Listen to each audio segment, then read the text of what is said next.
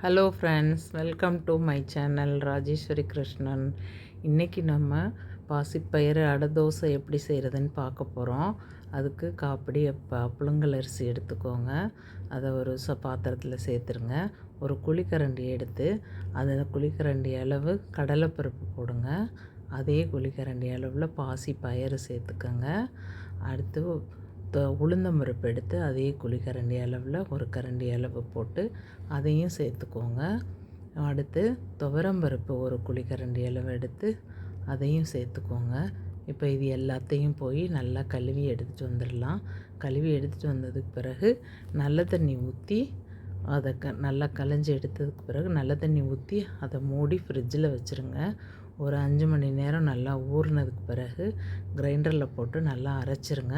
அந்த தண்ணியை கீழே ஊற்ற வேண்டாம். நம்ம ஊற வச்ச தண்ணியை அப்படியே கிரைண்டரில் சேர்த்து அரைச்சிடலாம். அரைச்சி மாவை எடுத்துகிட்டு வந்துடுங்க. இப்போ வெங்காயம், கருவேப்பிலை, பச்சை மிளகாய், முருங்கைக்கீரை, தேங்காய் எல்லாம் எடுத்து வச்சுருக்கேன். கொஞ்சம் மிளகு, சீரகம் எடுத்து வச்சுருக்கேன். அதையும் போட்டு இடிகல்லில் போட்டு நல்லா நச்சு எடுத்துருங்க. நல்லா நச்சு எடுத்ததுக்கு பிறகு இஞ்சியை நல்லா நச்சுருங்க. நச்சு எடுத்து வச்சுக்கோங்க. அடுத்து இந்த மாவில் வெங்காயம், தேங்காய், முருங்கைக்கீரை, பச்சை மிளகா எல்லாத்தையும் சேர்த்துருங்க. சேர்த்து அதோட நம்ம நச்சு வச்சுருக்க அந்த மிளகு சீரகத்தை போடுங்க. இஞ்சியை போடுங்க.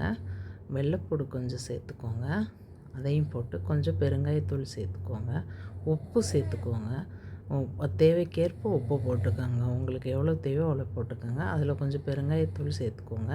சேர்த்துட்டு மாவை நல்லா அடித்து கலக்கிடுங்க. மாவை நல்லா அடித்து நல்லா எல்லாமே எல்லா இடத்துலையும் கீரை எல்லாம் படுற அளவுக்கு நல்லா அடித்து கலக்கி எடுத்துக்கோங்க. கலக்கி எடுத்துகிட்டு தோசைக்கல் இந்த கன்சிஸ்டன்சிக்கு வரணும் மாவு. அதை தோசைக்கல்லில் எண்ணெயை தடவி இப்போ ஒரு குழிக்கரண்டி அளவு எடுத்து மாவை தோசைக்கல்லில் வார்த்துருங்க. ரொம்பவும் மெல்லிசாக இல்லாமல் ரொம்பவும் கனமாக இல்லாமல் போடுங்க. வார்த்துருங்க. வார்த்ததுக்கு பிறகு சுற்றி எண்ணெய் ஊற்றி மூடி வச்சுருங்க ஃப்ரெண்ட்ஸ். மூடி வச்சு கொஞ்சம் நேரம் வேகட்டும்.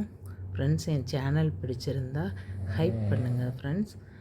நல்லா திருப்பி போட்டு 1க்கு 2 3 தடவை நல்லா திருப்பி போட்டு நல்லா முருகல் ஆனதுக்கப்புறம் எடுங்க ஃப்ரெண்ட்ஸ். பாருங்கள் எவ்வளோ முருகலாக சூப்பராக வந்திருக்கு பார்த்தீங்களா. இப்போ தேங்காய் சட்னி இதுக்கு ஆப்டாக இருக்கும். தேங்காய் சட்னி நாட்டு சர்க்கரை வச்சு சாப்பிட்லாம். நான் இன்றைக்கி தேங்காய் சட்னி வச்சு சாப்பிட போகிறேன். Super taste. பாய்.